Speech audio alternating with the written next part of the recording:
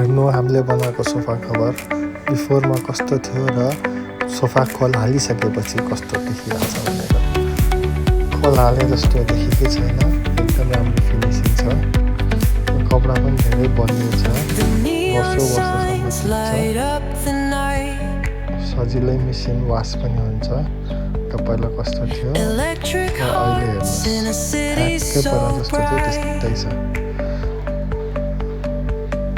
खोलाले जस्तो तने गाह्रो छ र अब यसको फिनिसिङ हेर्नु है त। टाउको कस्तो थियो पहिला हामीले त्यस्तै आकारको त्यस्तै सेपमा बनाइदिएको छ।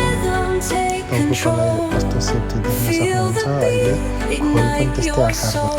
हामीले तन्किने कपडा युज गर्दैनौँ, नतन्किने कपडा हुन्छ।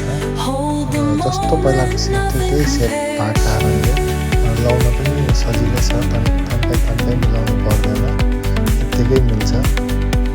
हेर्नुहोस् हातको गोलाइहरूको फिनिसिङहरू सबै देख्न सक्नुहुन्छ, कतिको फिनिसिङ छ।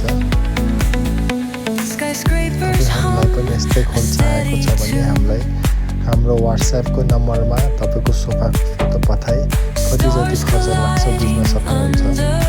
त्यसपछि तपाईँले बनाउने डिसिजन दिनुभयो भने हामी कपडाको स्याम्पलहरू बोकेर घरमै आउँछौँ, नापिदिन्छौँ, तपाईँलाई स्याम्पल देखाउँछौँ।